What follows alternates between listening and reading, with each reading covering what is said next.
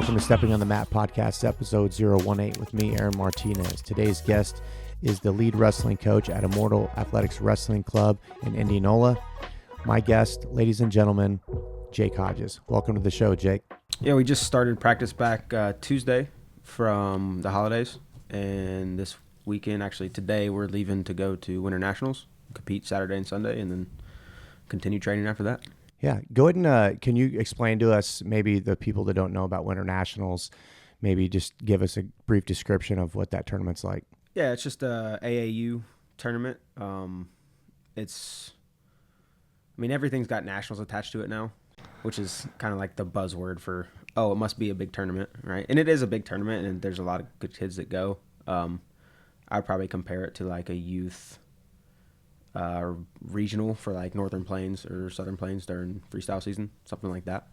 Awesome. And you're out at Immortal. What's that been like as far as getting it started and then like developing the amount of students you have now? Yeah, it's a much different role than I was in before, where I was like kind of more of an assistant type, where Cruz Aries handled a lot of the interactions with parents, like for handling payment and like the administrative stuff. All the administrative stuff. And now I'm doing that side of it, and I've gotten a ton better at talking to people and remembering names, which I was not great at before, which is massively important. Yeah, I think it's one of the most important things now. So if you could briefly give us a short history story of how you got into wrestling and how you got involved with it. Yeah, I started in 7th grade. My science teacher was like the middle school coach there. He, I don't remember exactly how it happened, but I'm pretty sure he just like asked, "Hey, you should come wrestle." And I was like, "Sure, for sure." And then started doing that, and he's like, "All right, we're gonna compete." And I was like, "Well, I don't think I'm gonna wear one of those singlets." So he was like, "You will. It'll be fine." And then I ended up doing it, and however many years later, I'm still competing, or not still competing, but still involved in wrestling. So, but after that, wrestled through high school, did the freestyle and Greco stuff, got lucky enough to go to UNI to wrestle, where I started a couple years, had a couple good wins. Obviously, I think everyone doesn't look back on their career and say it was the best I could have had, but no, it was good. Awesome. And you said you wrestled at UNI, but you're a Georgia native. Yep.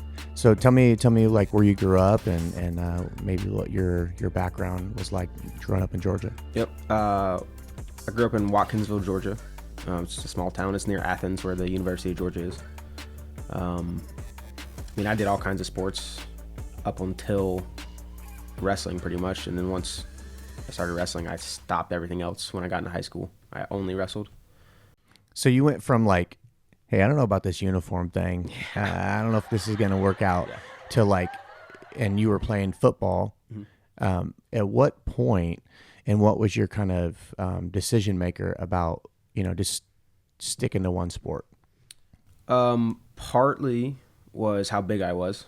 It's like in Georgia, football is like massively popular, and if you're not big, you're gonna have a rough time. And I was about 115, 120 pounds, which is not quite big enough to make an impact. Right, unless you're the kick holder. Yeah. Right.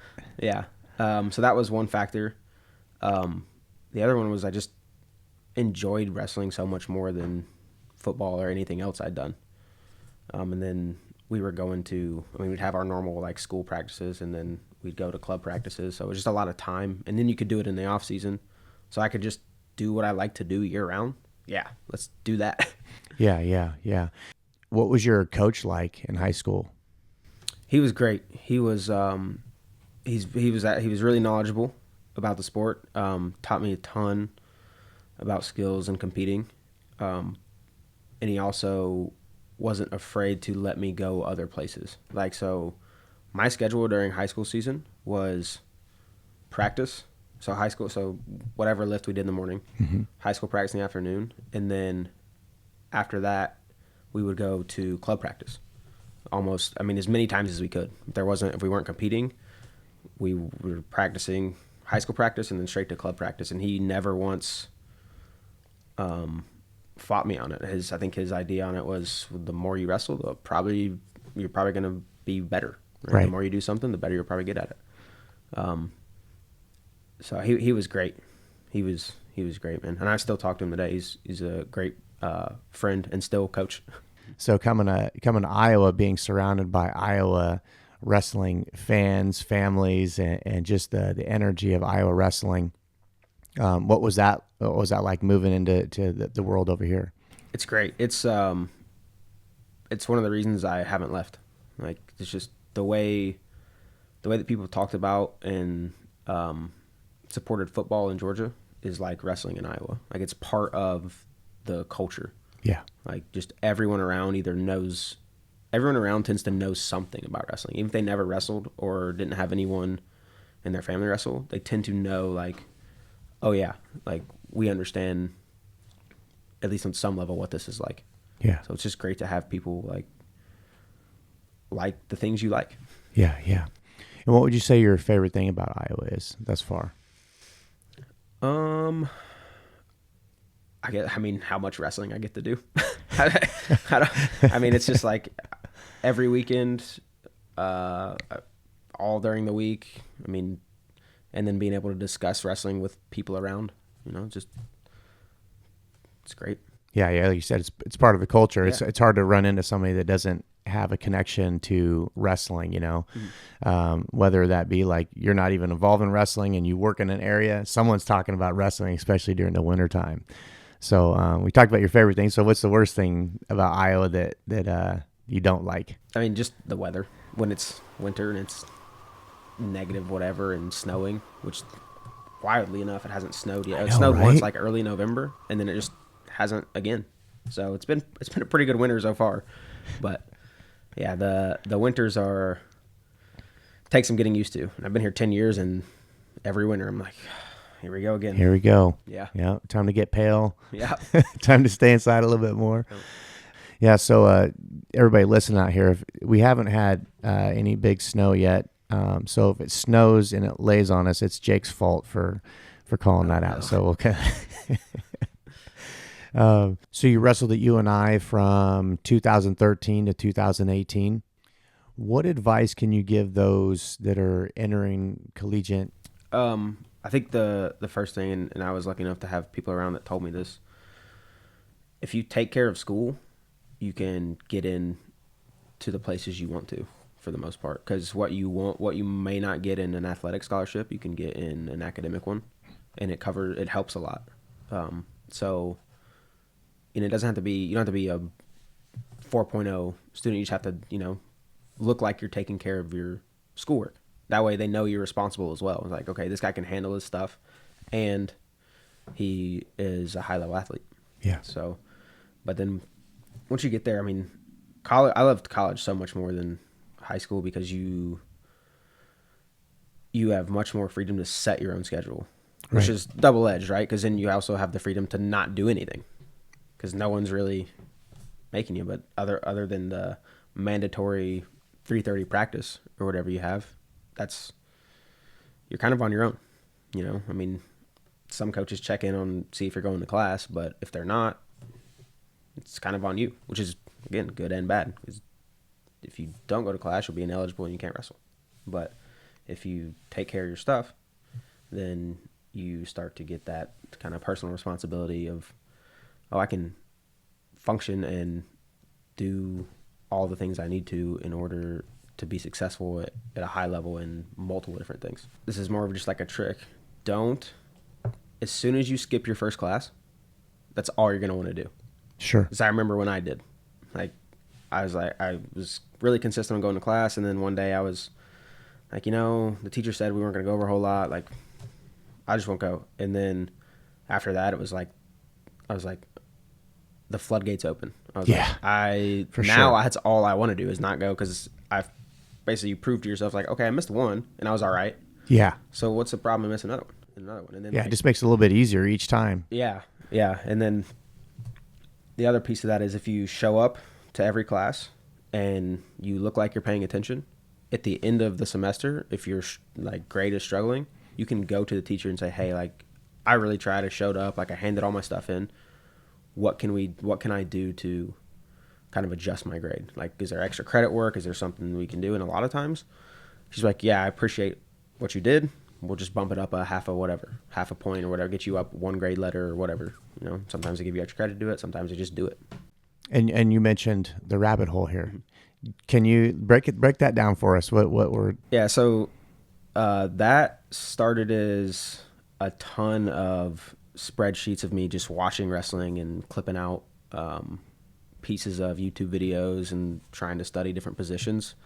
And then I had so many different spreadsheets, and it was hard for me to find things that I was like, okay, it has to be a better way. So I basically made a website that's a database for basically all the stuff that's in the spreadsheet. So you can go on and look up wrestlers or positions or moves or tournaments and find, and then you click specific links and it'll take you straight to that point in the match when that move happened.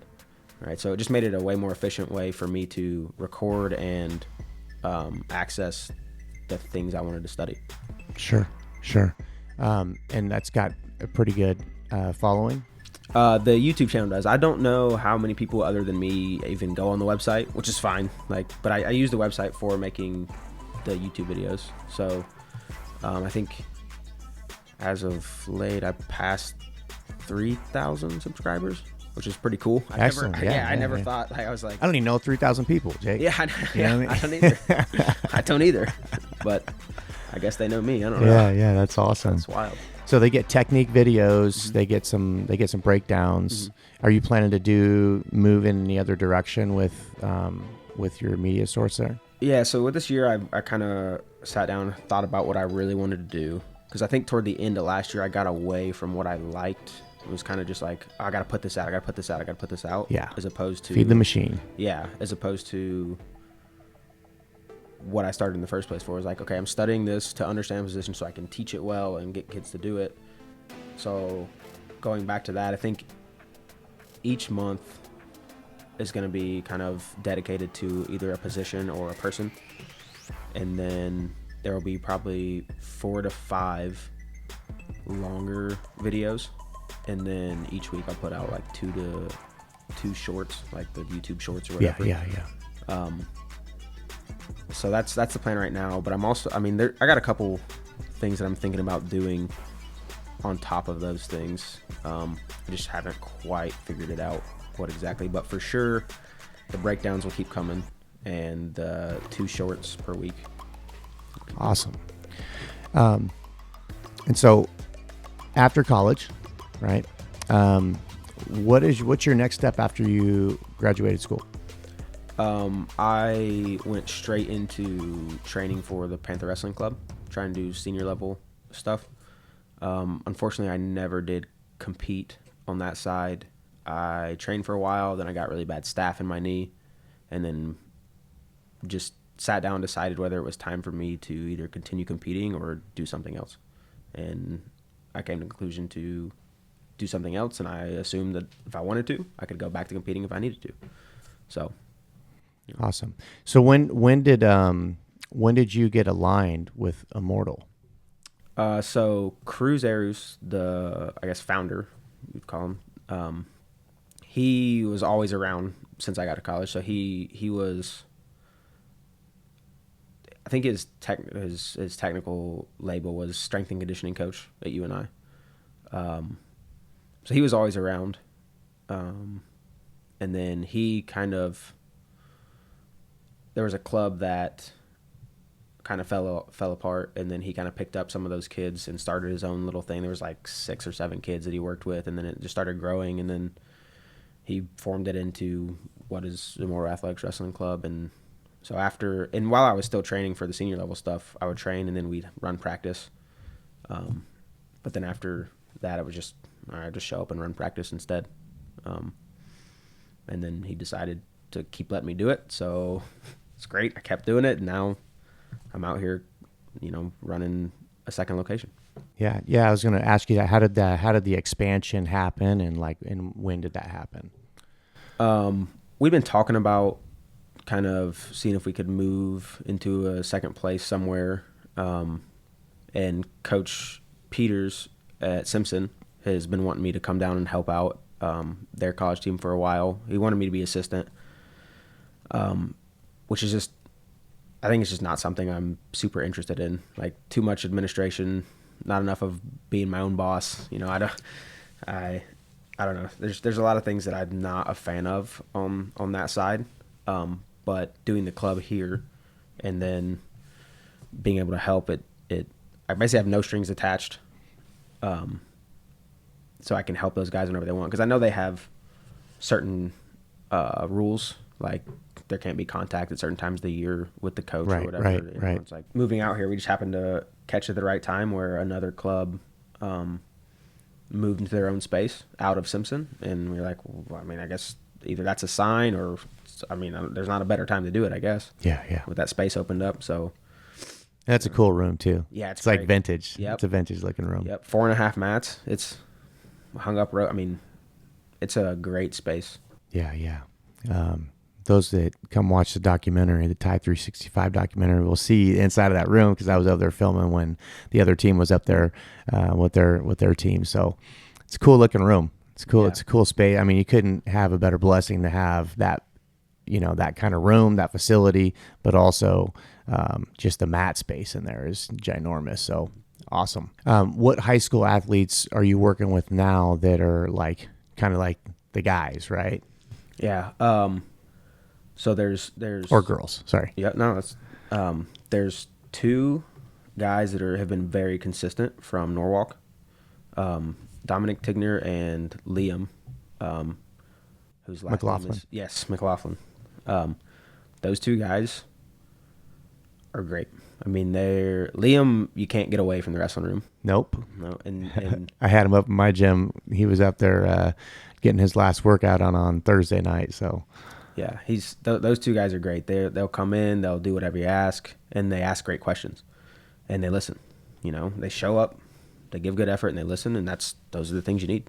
Yeah. So those 2 guys. And Liam comes from a pretty heavy wrestling family background as well. So, matter of fact, his grandpa, the Norwalk tournament, the McLaughlin tournament, is this Sunday. Oh, nice. Yeah, but you're gonna be at Winter National, so I won't be seeing you there, right? No.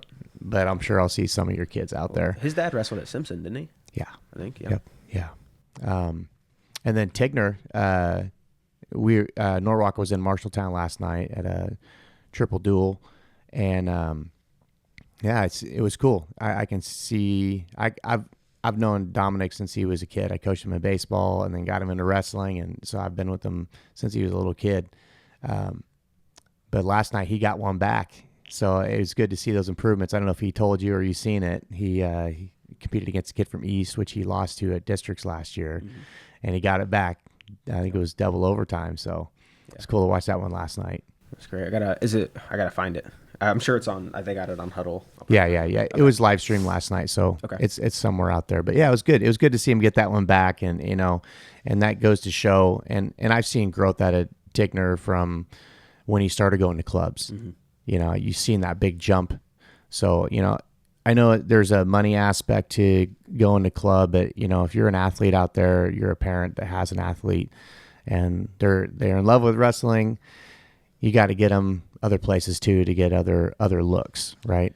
Yeah. So the money side's tough for a lot of people. I would suggest people take a look at what it's like to join a gymnastics club. Okay. And see. I'm interested. You got me locked in here. The pricing for those is wrestling clubs are a steal compared to gymnastics clubs. Yeah. Or things like that. Like most. Wrestling is very it's probably the lowest cost entry of all of the other. I don't know. You're tipping on my side of the world, the jiu-jitsu world. No, same struggle though. Yeah. Same struggle. Yeah. And I get it. And there's things that, I mean, in the past, if it's really been a money issue, then we will put some things in place where they can still come train. Yeah. But they also are held accountable, because they're not showing up the same way as everybody else. Right. Like, so like, hey, these are we're gonna let you come train. You have to make sure you're following these guidelines, or you're out. Yeah. Yeah. Financial burdens are different for every family situation, right? Like I've had people come in and I'm like, this is my, like how much. That's usually the first question. Two questions: what's the schedule and how much does it cost? Right? When I get that second question that comes in the first place instead of the schedule, I kind of know where families are at. And it's interesting because some families you're like, hey, it's going to be $150 a month, right? Or $120, whatever your cost is. Some families are like, they start pulling away a little bit or ask if there's any discounts but then you got the other families when you tell them $120 a month, they're like, oh, that's it. Yeah. I got a son in hockey, and you're like, oh yeah, well, hockey, those costs are way expensive, So yeah, people got to be able to see the value that comes out of the training too. Yeah. When I think people assume that it's only for the time in the room. Mm-hmm.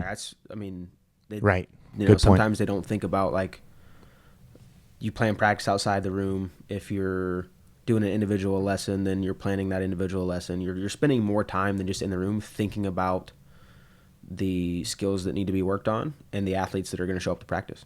Right. Like, because we might adjust practice a little bit for if guys have been coming consistently. Like, hey, we need to spend time in some of these different areas because these guys are struggling here, and we have to address it. So there's time outside the room that's also spent that people aren't seeing. Right. Check. Maybe those are just parents have those assumed that that's just part of the deal, Yeah. There's a lot of time commitment that goes into coaching and organizing and facilitating. So outside of the Norwalk kids, what other kids you got in the room that are, kids that I want to be looking out for when I'm out filming? I want to be finding these kids that are talented. There's a handful of some Carlisle kids that are showing some interest. Excellent. Indianola kids are starting to show some interest.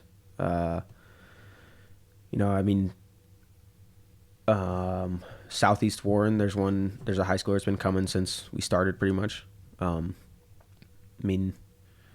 The high school side's tough right now because they're in season. And yeah. For the most part, they just do their high school practice, and then if they do show up for practice, it's typically on Sunday. And then even on those days, like, I tell them, like, hey, you guys don't have to wrestle live. Like, you guys will do an hour of skills, and then you come ask me if you have any questions about stuff that showed up in your competitions this weekend, and then you can get out of here.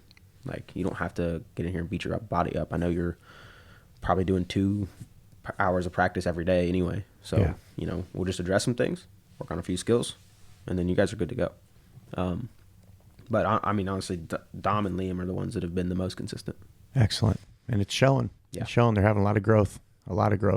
So Indianola, right? You mentioned some kids from Indianola. Man, they're on a tear. They're a great team. I got to watch them up close at the Battle of Waterloo, which they won that. Just they got their stuff together. It's good to see Indianola doing that, compared, like how it's going with the rankings, right? We got Southeast Polka's 1, right? And then Indianola 2. How do you see that duel going? Speaking of Southeast Polk, Nico comes in for individual lessons as well. And he's doing a great job this year. Yeah. Tell me a little bit about Nico. Man, he's a great kid, man. He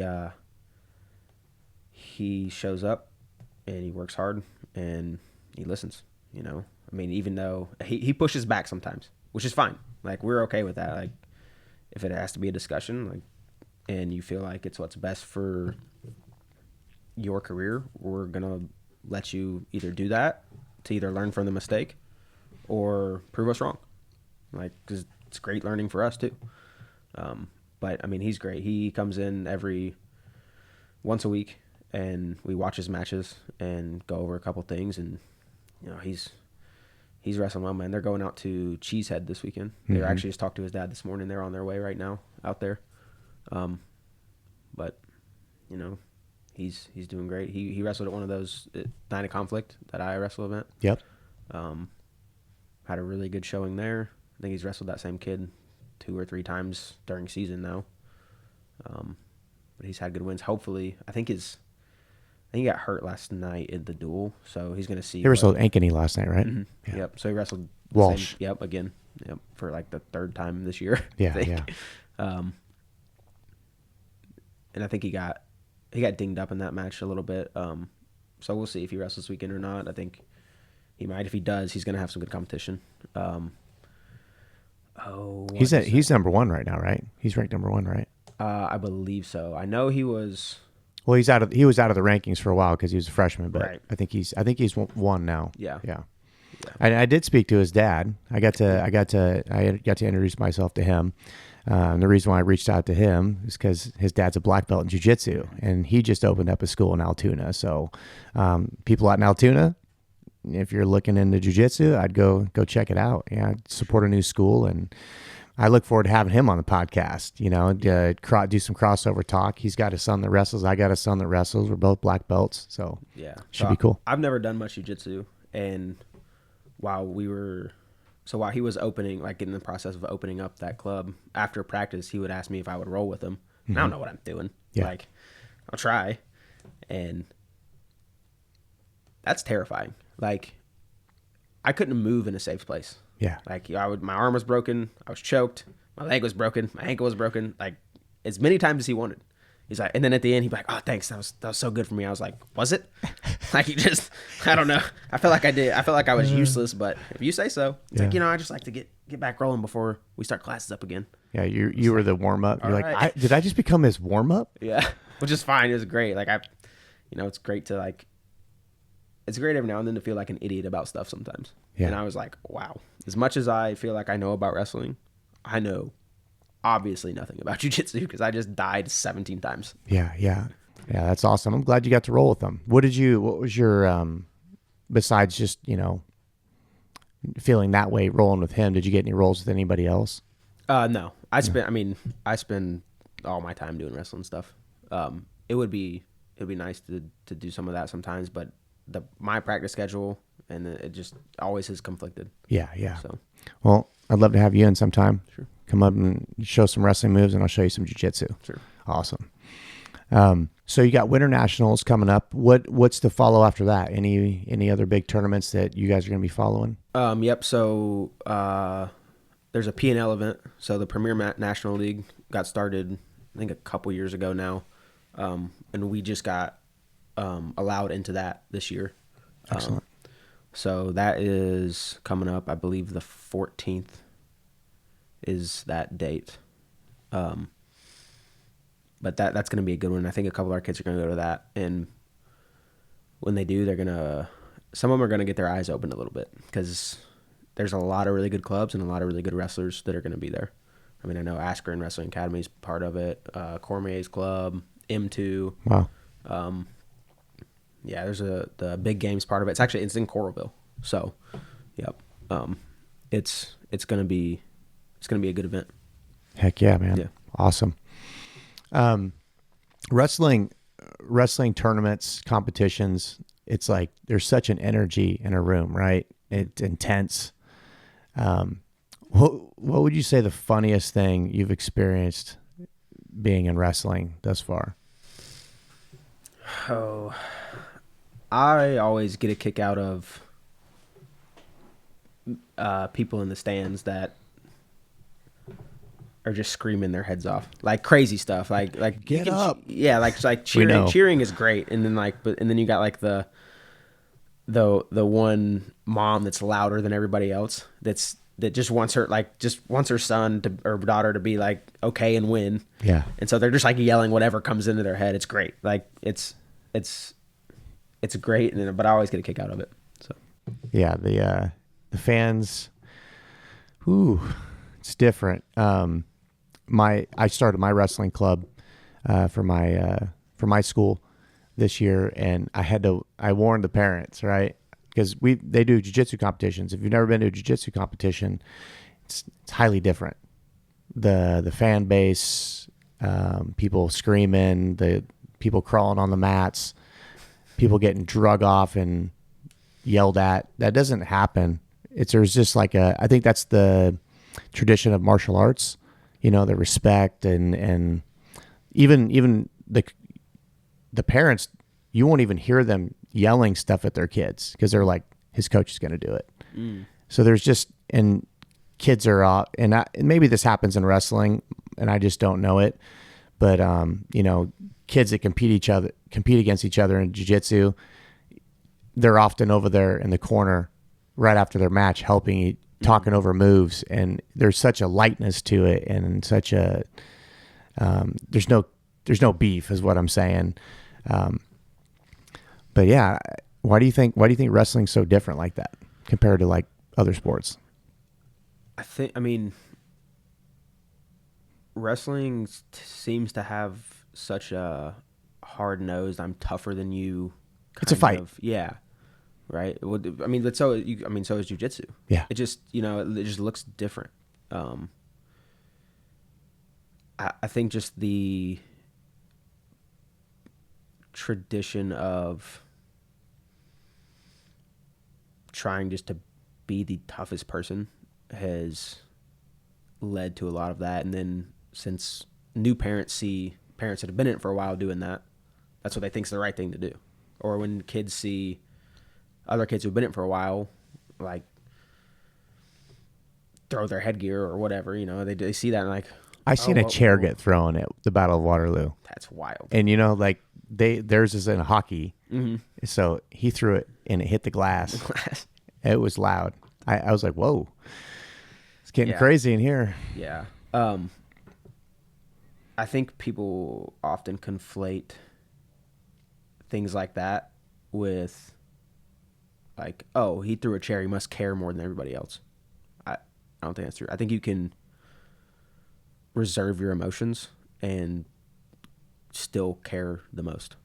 Yeah. Like, you don't have to show everyone, look how much I care because I'm so mad. You know what I mean? Yeah. Like, I think, like, you can lose and walk off and just go and sit down and, like, be normal. And, like, it might still hurt inside. Like, I'm not saying you don't have to be upset or frustrated or mad, but showing it outwardly to make people think you care is not the right direction, I think. I think if you because if you're in control of your emotions, you can take the time to walk somewhere else where nobody's around. And then if that's what you got to do and you got to yell, all right, like, that's fine. Like, I mean, I think there's a story about Metcalf at some tournament who, I think he lost and he went into this like stairwell where he thought nobody was and was just like sprinting stairs and screaming. But what he didn't know was like right next to the gym. And so everyone was hearing him. But like, so he obviously cares. Yeah. Like that, I mean, that dude obviously cares about his wrestling, but he didn't have to do it in front of everybody, like, and so he went off somewhere else. Like, I think, and also, I mean, people handle it different ways as well. So, well, speaking of emotions, speaking of being in front of people, we had an incident happen at the Soldier Salute. Oh yeah. Yeah, we did. Tell us what happened and give us your thoughts. Yeah, so one of the Ferrari brothers, AJ Ferrari. Sorry. No, it's why. Yeah, listen. This is what he did was next level. I have never seen anybody do a full middle split and then double birds the crowd ever. That was, especially at wrestling, that was insane. That was crazy. I don't know, man. It just, for me, it's like, why? Like, what? I don't know. It's just, it's so wild. Like,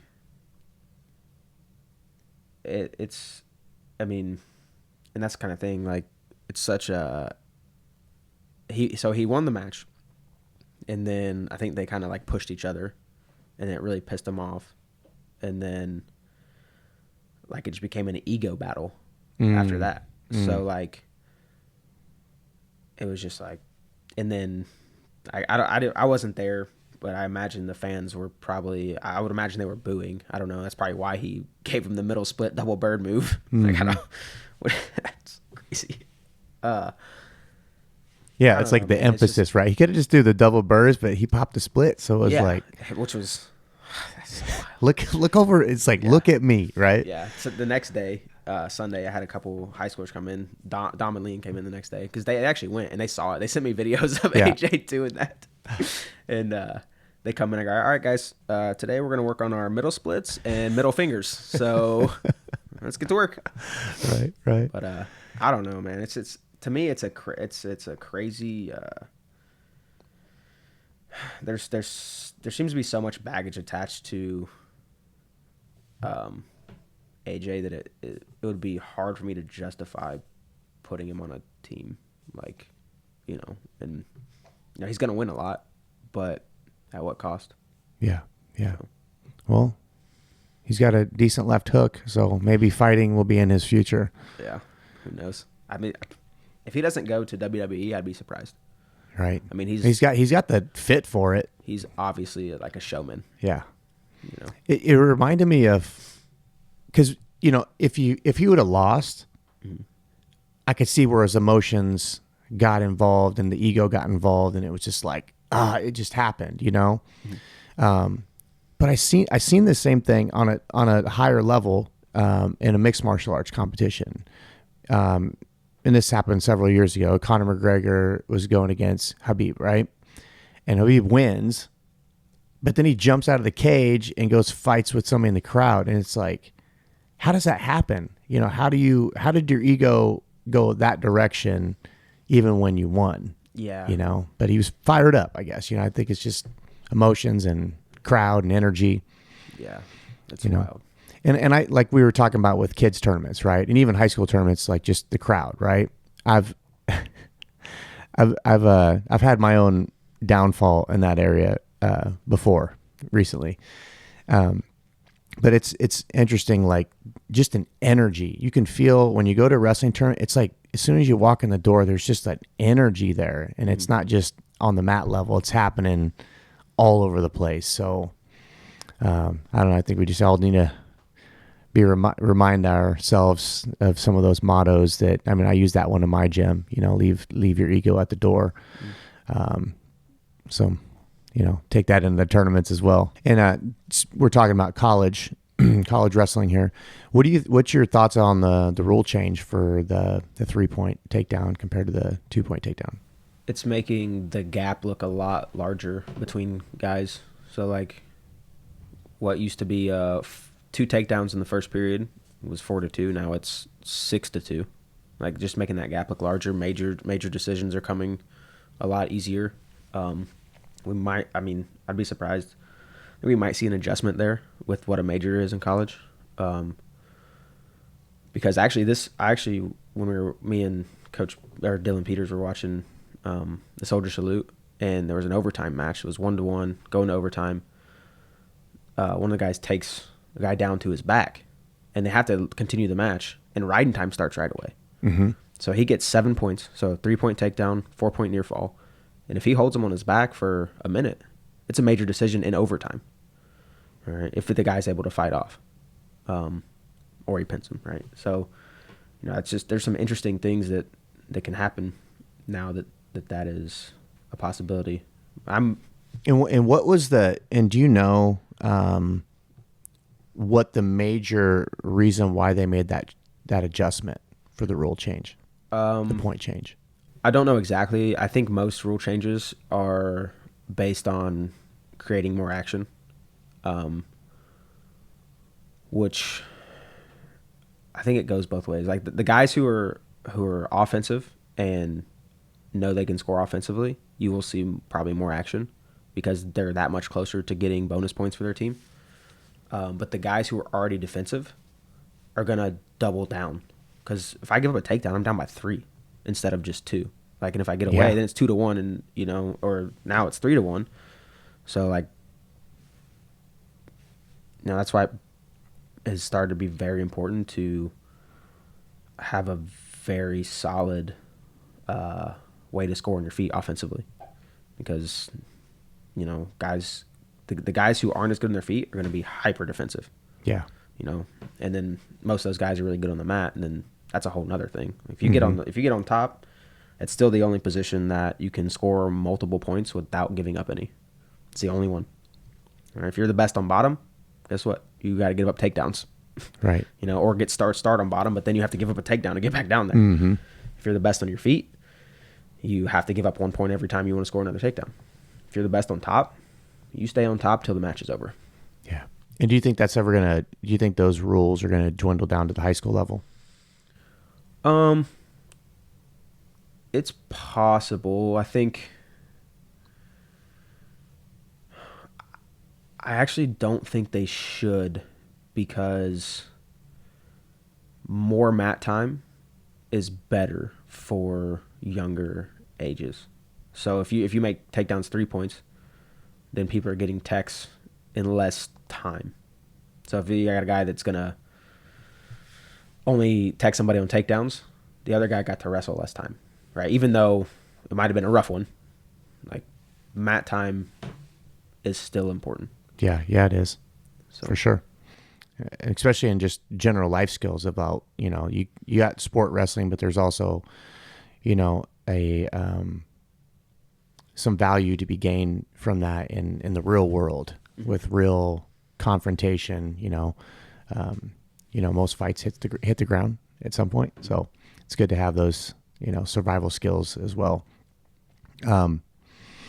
Yeah, and there's a cultural change with that too, right? Like we talked about Iowa's culture with wrestling. Like the one thing you hear in the crowd, in a wrestling stadium or at an event is two, right? Mm-hmm. You get that big two, right? Like, and now everybody's confused about what to say or how to say it. Or yeah, people are pretty upset about that. I think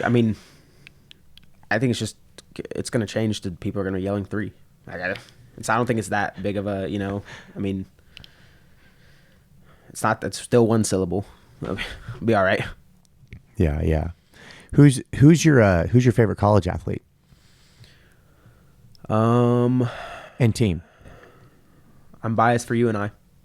Right. So. Right, because you already got all the gear. Yeah. No, that doesn't happen. Outside of them, Penn State, and actually Missouri as well. Missouri's doing a really good job. They just had a really good duel against Virginia Tech. Favorite college athlete.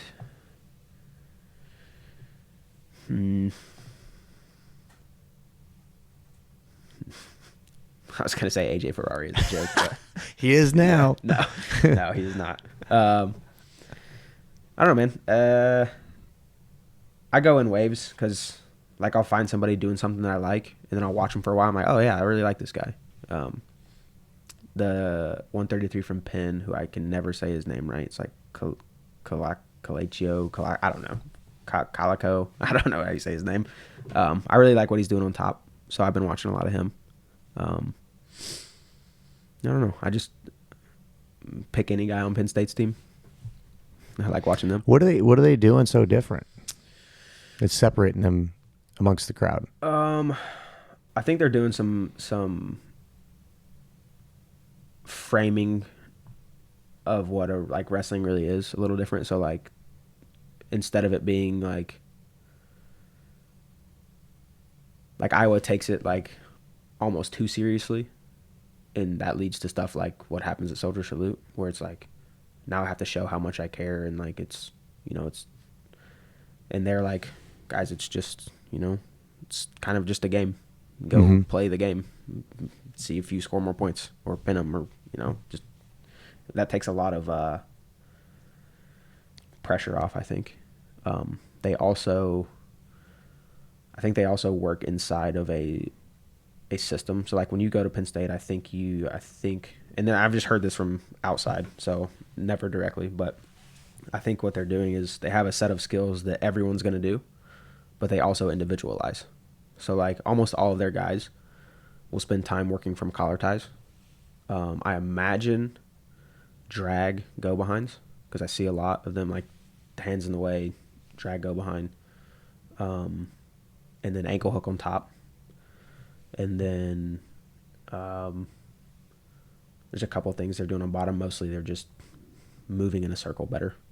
And I don't know. They're not really doing anything like super different or special down there. I don't think, but they're taking those things and then letting each individual apply what the skills they already have to them. Right. So like, I mean, David Taylor, a while back, right? Mm-hmm. He's going to collar tie, but he ankle picked a lot. Right now, let's see. I think Gary Steen, they're 25. I mean, he'll collar tie, but he's not shooting a ton. I think he's only like down block, go behind right now. Unless it's like short time, then he tries and go gets a score. You know, and they think tactically about situations and matches like that as well. It's like, hey, let's keep it close and try and score at the end so they can't answer. Or like, let's shoot in the first 15 seconds to be on the offense right away. Just little things like that. Awesome. Wrestlers that want to be successful, right? And grapplers, right? Like for me, when I have some pillars that belong to my school. They're like our value system. What are some things that you want to help develop in athletes to give them a strong foundation?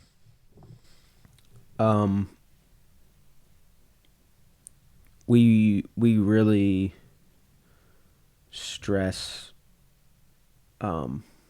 it's your career and you are the most responsible for your career. That doesn't mean that you have to do it alone, but if you need help, you have to ask. And you own your results. So that gives them a lot of personal responsibility for the actions they need to take for the things they want. Yeah. And for what happens, whether they get the things they want or not. And then everything else from that is adjustment. So it's basically a ton of behavior based adjustments. Like, hey, is your effort in check? Is your focus good? Are you taking responsibility for your career? So. One word that kind of stands out in my head about success and people that are driven is the word motivation. What's your thoughts on motivation? I think like most things, it comes in waves. So some days it's all the way at the top. You have massive motivation and you can get up and crush it. And some days you're all the way at the bottom. And on those days, I think it's worth evaluating why. And then if you have said you were going to do something, you have to do it anyway, right? So that's where discipline comes into play, because that'll outweigh your motivation if you stick to it, right? So my motivation's at the bottom, but I prepared to do the thing I said I was going to do, whatever it was. So I was disciplined in my preparation, and then did I execute when the time came for the thing I wanted, right? So if you don't execute because your motivation was low, you lost your discipline, right? So I think when motivation lacks, discipline can probably cover it. When motivation is high, run, go. And then when it's down, find the discipline you need to do the thing that you said you were going to do. Right? And it might not be pretty, but that's just, some days are like that. And can you share with me any lessons, some of your major lessons and values that you've gotten thus far out of wrestling? One of them is, if you do something long enough, you will probably get what you wanted. And it might not be in the exact way you thought, but you know, if you play an infinite game, it's kind of a buzzword that people are kind of calling some of these things, where like a finite game would be winning NCAAs, where an infinite game would be be the best at wrestling I can, kind of. If I just continue to do the habits that could lead me to an NCAA goal or get better at wrestling, then I will likely get what I want, even though it might not be in the way I thought. Okay. And, you know, we all hope to get those things that we want, but, you know, one of the things that I love about wrestling is lessons learned, right? What's been one of your downfalls or mistakes that you've experienced while wrestling or coaching? The match that comes to my mind that I was at conference my redshirt freshman year, so my second year, I was wrestling Le'Veon Mays, and it was for third and fourth. And if you won, you went to nationals. If you lost, you didn't, right?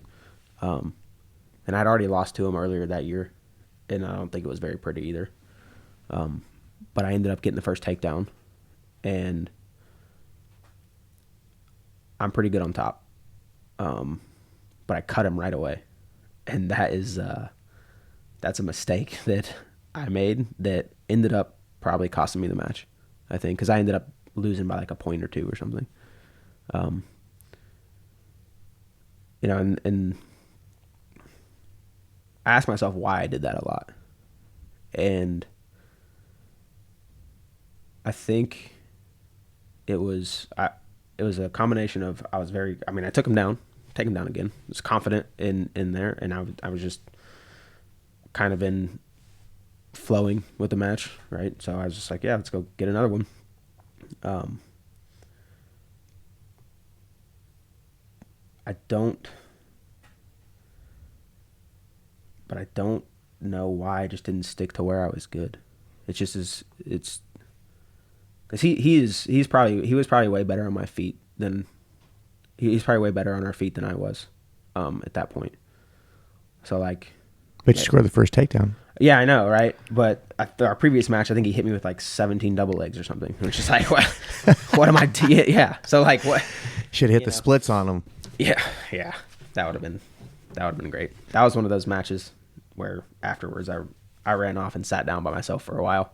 Yeah. What do you do in those moments? Like, we've all been there. You know, we've all lost matches that we wanted to win and had to go find a quiet place. What happened? What happened when you took off and found your corner? A lot of things. I mean, I was like, because one of the things I struggled with is confidence a lot. And after the match, like I was upset that I lost, but I was also like, okay, I'm ready. I can win. I'm right like, there. Yeah. Like I can win. But like the I'm right there thing is, it's tough because if you keep telling yourself I'm right there, you're only ever right there. You're only right there. Yeah. So, you know, it was weird, and I'm not one to like yell and throw stuff, so I just sat down, and I'm more of just like let's think about it. Yeah. I was interviewing Tyler for the documentary, Tyler Harper for the documentary, and he actually like had a really good statement about what we was just saying right here. And he was talking about like, you know, if you're trying to set a goal, you know, at a certain level, you're probably only going to be there, right? Mm-hmm. But if you set a goal much higher than that, then you'll go above those steps, right? Mm-hmm. So, you know, and we all want that, right? We all can. It's easy to say those things, but then there's that moment where, you know, reality hits and maybe you don't have your best performance, or maybe that person's just better than you. So what happens when we run into those spots when we lose, when we want to win, and you're trying to figure out a way to get that back or get higher than you were before? What are some of those keys that you used in that situation to come out of that loss and move into, you know, a more positive mindset? I can tell you what I would have done today. Okay, let's do that. Yeah, I like that. Because then I don't think I let myself actually think about it enough. I think I was too afraid to touch that match in my mind again. So today I would have reinforced the things I did well, and made whatever adjustment that I felt like I needed to make. But I think the biggest thing that I could have done was continue to reinforce the fact that, hey man, you scored on an All-American. Like, you're good on your feet. And I probably would have said he got lucky that you decided to let him up, instead of why'd you do that stupid thing and let him up. Right. You know, because one's very much negative. Yeah. And the other one is, you know, he got lucky that day because, you know, you were feeling good on your feet, and, you know, you made a call in the moment that you thought was correct, which is great. Trust yourself. But you know, he got lucky, right? So that way, you know, and there might be some delusion with that, saying like a guy got lucky or whatever. But if you're committed and consistent, then again, it's only a matter of time. So you're allowed to kind of say those things. It's like, I mean, literally the best example is Drew Foster. I think it was freshman year. He got tech fouled by some guy at some open who was, I think the guy was an All-American or something. I forget who it was. But he got tech fouled. And apparently the first thing he said when he came to the mat to the coach was, that guy got lucky. And like, if I'm a coach, I'm like, what do you mean? You got tech fouled. How do you get lucky in it? Like, you can get lucky and get caught and pinned. Yeah. Right? Or it's really hard for a guy to get lucky and score 15 more points than you. Right. Right. But we saw where his career ended. And so that was his freshman year, getting tech fouled, calling the guy lucky. And then his last year, national champ. Right. So and he was consistent and committed. And he's great at focusing on the positives and believing he's the man.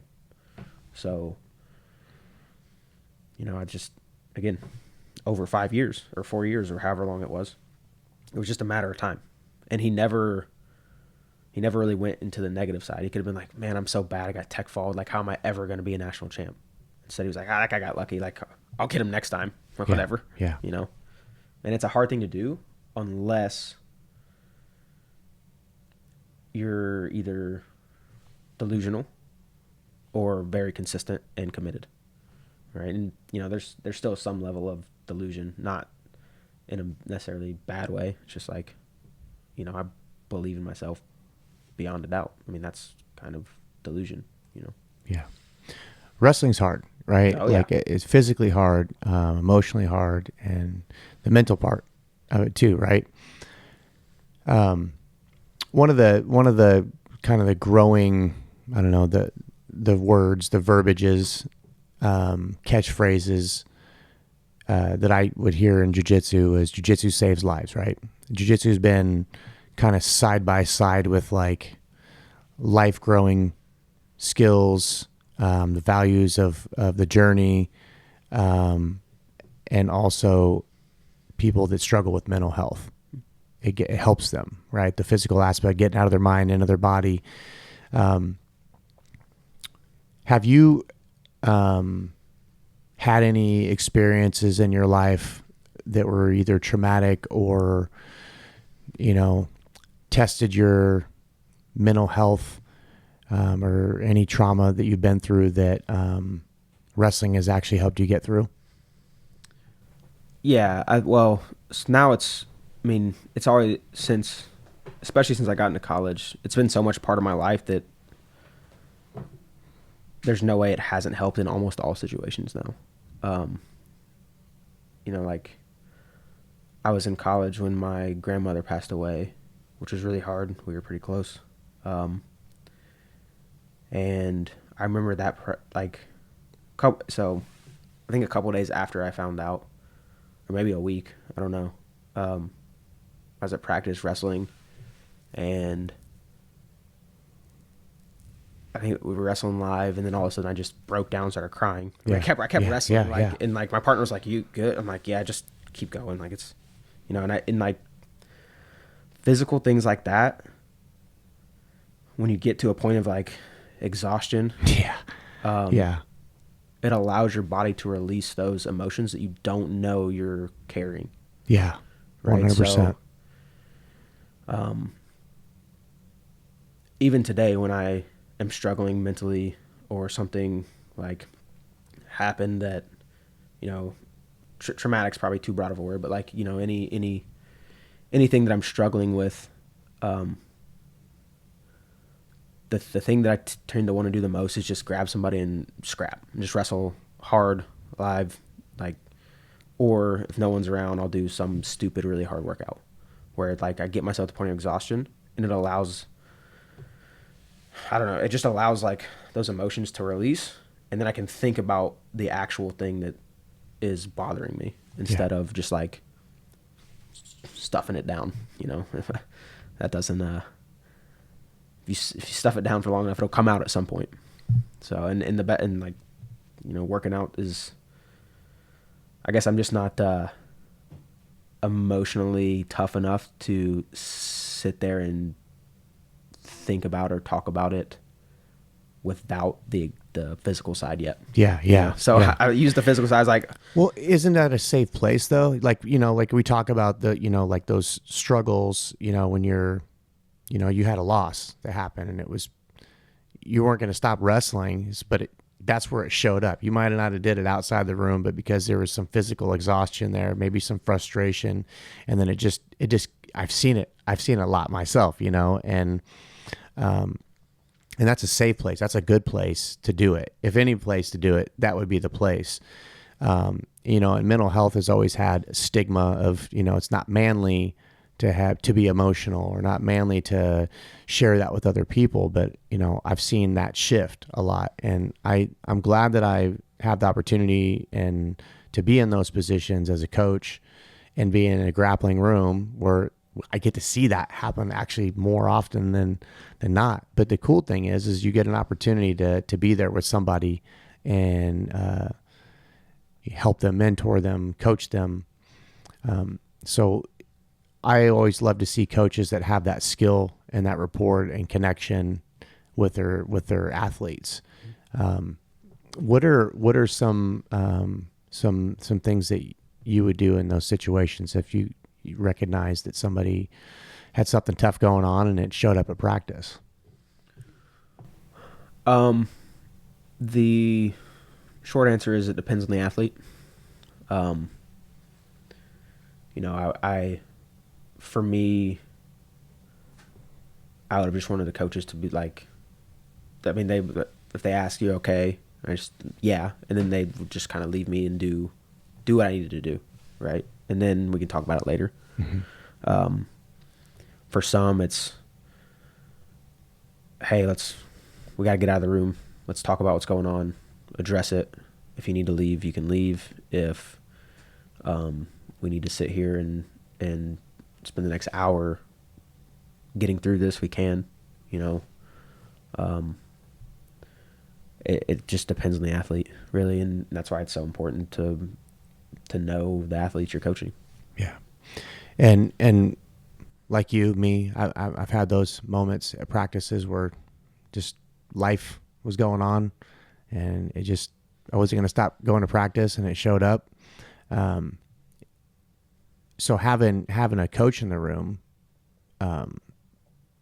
oftentimes when I'm asking people, interviewing them, asking them about their mentors, these people have great value to them.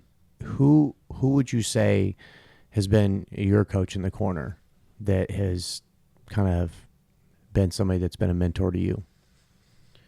I mean, it's changed as I've moved different places. Right. I mean, my high school coach, middle school coach, Ken Knight, my first coach, him, and then high school, Al Yock, my high school coach. And then alongside them, Cliff Fretwell, Lee Roper, Thomas Kimbrell, all coaches at Compound, when I was in high school.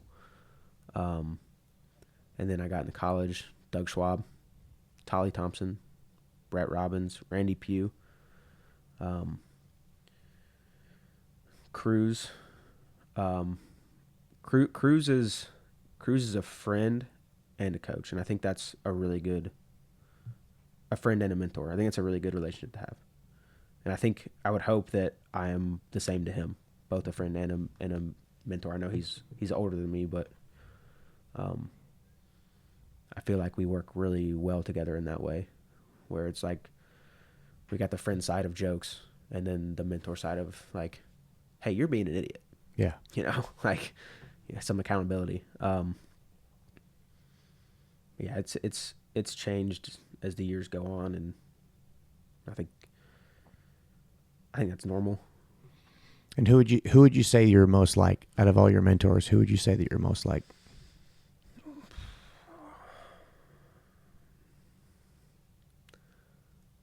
That's tough because I'll catch myself some days being like, oh, I'm being this person today, and then I'll catch myself other, oh, I'm being this other person today, like in this moment. It's I don't know. I spent a ton of time with Lee Roper. There's a lot of things that we're very similar about. Probably him. Okay. And what about athletes? Who would you say what wrestling currently in college is most like you? Oh, I don't know. Any college athlete that's wrestling? Or who? Okay, let's do this. Who would you say you're stylistically comparably? You're like, hey, that guy kind of wrestles like me. Oh, skill wise. Yeah. Okay. Which version? College version of me or now version of me? Now version of you. Now version, yeah. I don't know. I think I've gotten better with age, man. I definitely have. I'm 46. I still get down. You Yeah. know what I'm saying? Oh, yeah. And I improve all the time. Yeah, I definitely have. I definitely have gotten way better. I remember the day I decided I was done competing. A week after that, I came back in and wrestled. It was a different person. It was wild. I was like, oh, I'm already better. Why couldn't this have been there a week ago? I don't know, man. That's hard. In high school, if I was in high school, I would have said Brent Metcalf was who I was most like. Now I wrestle more like the foreigner, like Russians, or for the foreigners. They a little more relaxed. It's a different style, but like they're way more patient and calculated at picking their spots. Yeah. And I think the more knowledge you gain too, I mean, you're able to find those areas where you're just like, I'm cool here. Mm-hmm. I'm totally cool here. I mean, for me in jiu-jitsu, it's that way. Like I have no concern. None. I'm not concerned about what anybody's going to do. If someone's like, they're a wrestler, they're going to come in and take me down, I'd be like, okay, come on in and try. You're going to pay for it at some point. So, and I think that's just about, not just for jiu-jitsu, but for wrestling too. It's about knowing positions, having lots of goes with, in situational roles too, like you're not unfamiliar with areas. Mm-hmm. So, you're a busy man. You got your website, you got your content that you create, you got Immortal on both high school and kid level, and you're all over the place. I mean, usually where I'm at a tournament, I always see you there too. So I know you're busy. And then your own personal life. How does one keep a healthy balance? I think the short answer is knowing yourself. But I don't know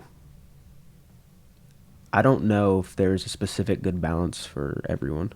And that might just be me saying that because I spend a lot of time working and I'm trying to justify it. Right. But It might be different for everyone, but downtime, breaks, things like that are important for balance, and also keeping up with the relationships you have.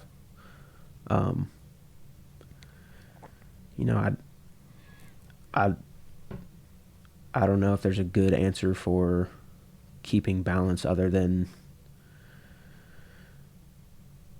do the things you said you were going to do, and then also take care of yourself and the people that you're responsible for.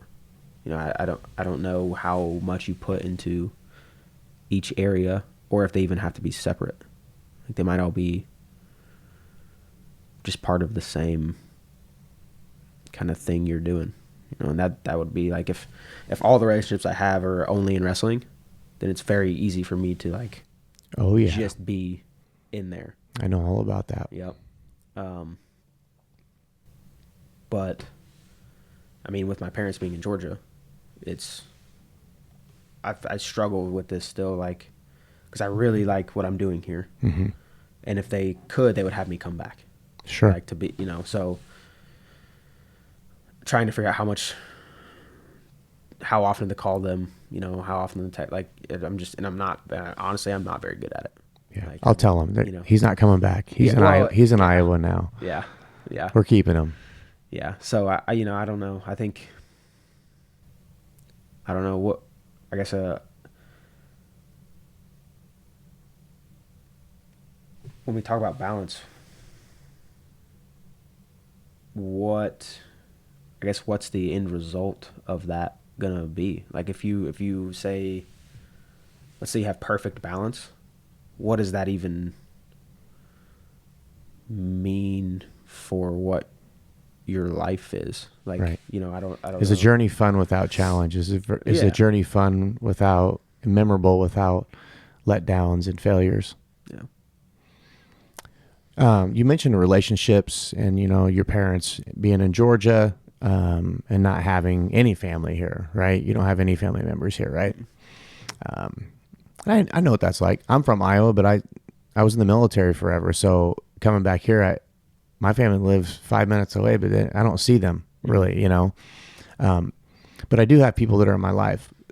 Who are your top 5 people that you have relationships with that are important to you? Not that anybody else isn't important out there. Right, I'm not right. putting Jake on the spot, but yeah. let me hear some of your top 5. I'm gonna start with my girlfriend. Okay. Because she'd probably be upset if I don't. Sure. We've been together for over a year now, and she lives in Cedar Falls. So, like, that's another distance thing that I'm trying to navigate and deal with. But she's been great about it, and I think we've both just decided to be patient with whatever this relationship is becoming. And so far, it's good. Hope it seems like it has been for her too, so that's great. I have a couple friends that live in Cedar Falls. Isaiah Patton and Karna Patton. They've been really good friends, and Isaiah wrestled at UNI with me, but he owns and runs his own tattoo shop now. So I'm gonna count him outside of like the wrestling circle now, which is, it's good. It's like kind of that balancing you're talking about, like, because they do other stuff than, hey, let's go wrestle, or let's talk about wrestling, or let's plan practice. It's Darren Eads. He wrestled at UNI. He walked on one of the. He's got what he did to get on the team is kind of nuts, but he's been a really good friend, and he's in Cedar Falls helping at that Immortal location. Mm-hmm. He actually just got back from Georgia. He went to Georgia to run a club for a guy that was having back surgery, and he ended up staying there for like 2 years. Oh wow! Yeah, and running that club, and now he's back. Yeah, that's a pretty long like visit. Yeah. It was supposed to only be for a couple months. That's hilarious. The coach was like, "Hey, do you just want to stay here and do this?" He was like, "Sure." And so he stayed for a while, and then now he's back up. Cruz, Arus, obviously Jacob Holschlag, Taylor Lujan. We knew each other from Georgia. We wrestled a lot together at Compound. Lots of hard practices with that guy in high school. Lots of hard practice with that guy. I named more than 5. That's okay. Okay. And we can keep going. It's important to and networking is something that goes right along with this conversation, right? You named off people here, and those people start branching out. And that's the cool thing about wrestling too, is like we have a network, right? How important is networking in your life right now? Oh, massively important. I have talked to more people on the phone that I didn't know than I have my whole life in the last few months. I mean, I had a dad call me the other day about club and about things, and all these guys are calling me, and it's like, it's basically from word of mouth. You know, I mean, we probably don't do as good of a job advertising or doing social media or whatever as we should, but we believe that if you have a good product, people will find it, and they'll use it. Yeah, I agree. So, and then talking to kids' parents, like kids are going to different tournaments all weekend, and then the kids' parents, if I'm not at that tournament, they'll send me videos. I'll talk to them about it. They talk to people at the tournament about club. Like, it's just, and again, I think it stems from, if you have a good product, do a good job, you care about the people you're around, then people show up, and then you end up having a big community of people that are aligned with what you're doing. Right. Alignment, body alignment, mind alignment, emotional alignment. One of the other big keywords here that we haven't touched yet is nutrition, is something that's been associated with wrestling for a long time now, even back in the gladiator days. What's your thoughts about and what practices do you have in play, and what practices did you have in play when you're in college as far as your nutrition went? Do you have what it takes? Do you have what it takes to be a champion? We did nutrition the old way. We take nutrition to the next level.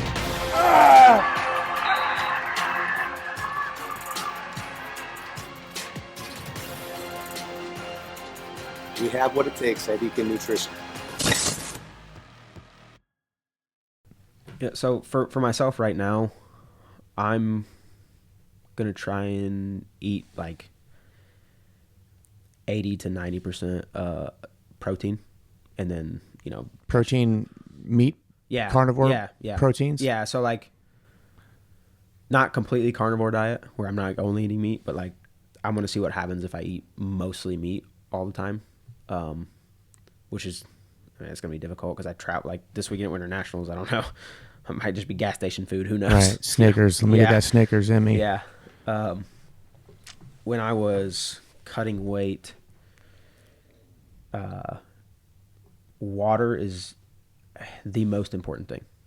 Like in general, people will cut that out too early when they're learning like how to cut weight. And then I was on like 5 to 6 small meals a day, which were very protein based. There's also vegetables as well. And it was good because like I never felt like I was going long periods of time without eating, but it was also never like that satisfied feeling you get after like eating a big meal. You know? So you got to stay hungry. Yeah. You do a little bit. I mean, if you're like full and heavy, I mean, what do people do after Thanksgiving's over, after they eat? They sit. Sleep. They sit, fall asleep. They don't really want to get up and do anything. But like when you're hungry a little bit, you're a little fierce. Yeah. You're a little angry, right? Yeah. And I think with that, like that many small meals a day, your metabolism will never like stop, which is the issue that people have when cutting weight. Like they either cut out too much food or too much water, and their body's like, stop. We're not doing this. I'm going to make sure you don't lose anything else. So, but if you do like the 6 small meals a day and then continue to drink water up to a point, obviously at some point you might have to cut your water, but it shouldn't be too early. your body will take to that way better than stopping everything. Yeah. And just like our technology gets better, I think that the area of nutrition is going to only improve more and more and more. We got places like Eco Nutrition that brings athletes in and then like gets their measurements, right? And then creates an interface between them and the athlete and like shows them like, hey, I seen you're low on your water intake this week, and I think those things are great supplement to add to an athlete, especially that's serious and that does want to reduce his weight a little bit, that there needs to be some sort of like management over that, not just like mom and dad, maybe don't have that information and knowledge and they're like, just do this, or the athlete trying to, like when I was in high school, when I cut weight for wrestling, I was doing it on my own. Like I literally was just trying to like you said, the water reduction we think is like the first thing people want to do because it just goes in, right? But like that's something you have to do is continue to hydrate if you want to continue to lose weight, right? Yeah. And that's hard for young people to understand that. So I hope that becomes more routine with like implementing that in the rooms, different high school rooms. Mm-hmm. So all the stuff you've been doing, man, you've been doing a lot of great things, especially bringing your successes here to Iowa now. So I appreciate that, working with, athletes, whether they're Norwalk kids or, kids from Southeast Polk, like I love to see high level athletes and like, they're just getting better each year. The younger ones are just, it's insane. And I can't wait to see what it's going to look like in another 5 years, because I'm never going to stop watching wrestling. Mm-hmm. I'm never going to stop watching jiu-jitsu and doing jiu-jitsu. So, what impact do you hope to make, in your life and your career with wrestling? I think this goes a little bit back to kind of the thing that happened at Soldier Salute. Mm-hmm. Reframing like the way you're supposed to act. Because I think wrestling does have a stigma, might not be the right word, but like a stigma to like, we're supposed to be tough and angry and like mad and mean to everyone. Yeah. Get aggressive. Yeah. Where, yes, you should be aggressive and offensive when you wrestle. But you can separate that from human being interactions. Yeah. Anger and... Yeah. Like you don't have to berate and beat and whatever your athletes into the ground in order to get them to work hard. Mm-hmm. Like... That's an old school mentality. Yeah. And and does that work for some people? Yes. Does it work long term? No. No, it doesn't. And I mean, rarely do we ever yell at practice or at competitions.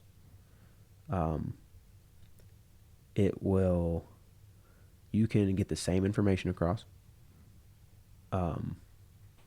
in a way that can almost be more impactful. I think you get close, maybe you get right next to their ear and just like talk to them like, hey, your effort was poor, you have to pick your effort up, instead of screaming at them as they're coming off the mat. Right.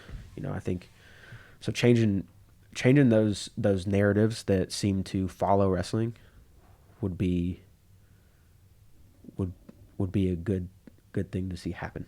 So that's what we're kind of trying to do. Yeah, for sure. So you guys got Winter Nationals coming up this weekend. What are you most looking forward to for the rest of 2024?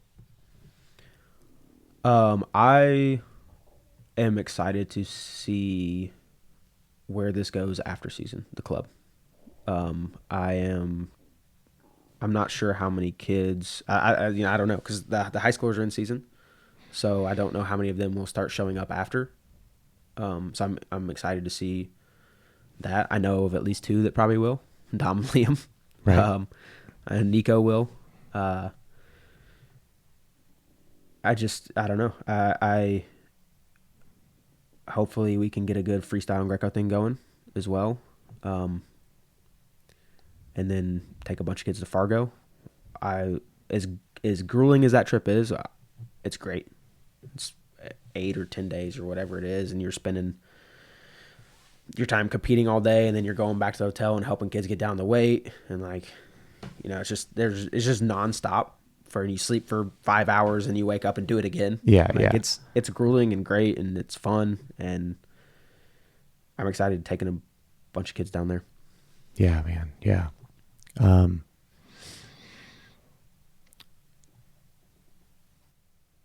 How important would you say that a kid journeying with his mindset on I want to go to college after this and wrestle, and because not everybody has that goal, right? How important is getting into freestyle or off season? We'll just say off season wrestling. Yep. So I actually think the specifically freestyle, unless you plan on competing for like a world team at any level, U17, U20, whatever. If your only goal is to wrestle in college and be done after college, then specifically freestyle and Greco is not that important. But if it's all that is around, the wrestling part is important. So if your club is only doing freestyle and Greco in the off season, but you still want to wrestle in college, it's important to continue to stay on the mat. The consistency is what's important. Even if you don't plan on going to Fargo, even if you don't plan on doing duels, coming to practice consistently every week is very important for wrestling in college. Because I know for sure that you trained year round. Like you had breaks, right? But they were built into your training. So you would take a month or a month and a half off after the summer cycle, and then school would start, and then you'd be back into training. Yeah. Right. So getting used to wrestling year round, that way it's like, okay, yeah, I can do this year round. Like that way you don't get there and you're like, we don't have summer off.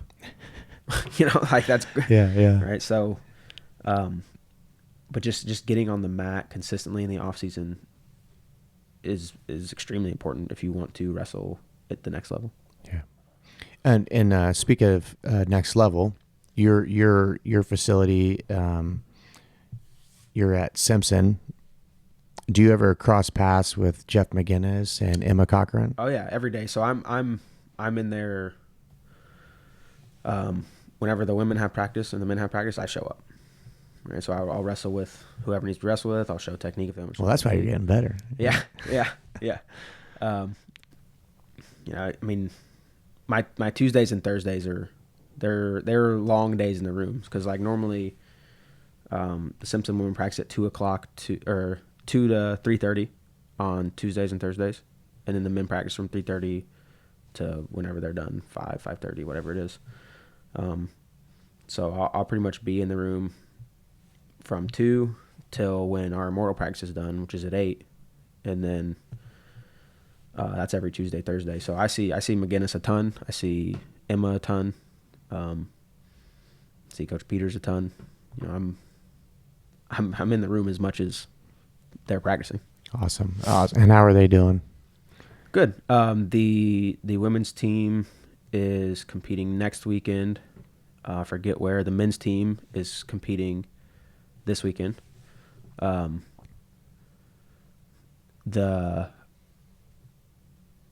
If anyone is on the fence about wrestling in college, I would definitely, and you're nearby or not, I would definitely look at Simpson. There is a ton of room for guys to come in and make an impact on a culture. So if you want to be a trailblazer and you want to do it at a place that has the room for that growth, go to Simpson. There is great coaches around. Coach Peters is great. He was an All-American twice, I think, at UNI. McGinnis is around. He helps out every now and then when he's not doing stuff with the women. Emma's around. She wrestled at Grandview. Had a great career there. I mean, the pieces are in place. There needs to be one guy. They can be on the team now. There needs to be one guy that steps up and decides they're going to change the program and their career. Right. That in my opinion is the one thing that is missing. It's like a guy too, and they're a young team. I mean, they have one fifth year on their team. Well, two, one's hurt. Well, that's good. That helps continuity, right? Yeah. They have one fifth year, and the rest are freshman, sophomore. So one first and second year. I mean, yeah, if you're looking to make an impact on a program, check out Simpson. And it's one of the best wrestling rooms in the state. Yeah. As well. So yeah, I've been trying to link up with Jeff about coming in there and doing a show with him, one of the Access Granted episodes with their team. Just haven't had time to. Both of us have been pretty busy on our schedule, so hopefully we can make that happen, and we'll be able to cut some content out so we can show some visuals on what that actually looks like. Yeah. So, man, I've really enjoyed having you on. I obviously love running into you at the tournaments. We actually got to coach against each other with our kids. That was pretty cool. I was thinking about the podcast as soon as we were across from each other. I was like, man, this is so fun, So I appreciate you coming in today. But I do want to continue. Like, I'm going to send my kid to you. He needs to be with you. He always talks about your technique and the way that you communicate the technique with him. Mm-hmm. And so when my son says it, man, I'm locked in. So, how does one find you, get a hold of you, get signed up? Yeah. We have an Instagram account. If you just search IAWC Indianola, it'll come up. Our email is IAWC.Indianola@gmail. You can send me emails.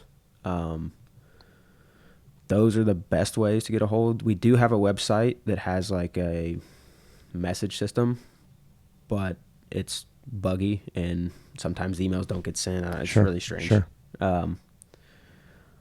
Other than that, I mean, just if you see me out, grab me. Yeah. Say, hey, like, tell me what we need to know about your club and think about joining. Awesome. Yeah, everybody look them up. IAWC, look them up on their social medias, find their website, get a hold of them. Let's continue to grow the culture, make great wrestlers and good people. So it's a pleasure having you on the show, Jake. Thank you. Thanks for coming on.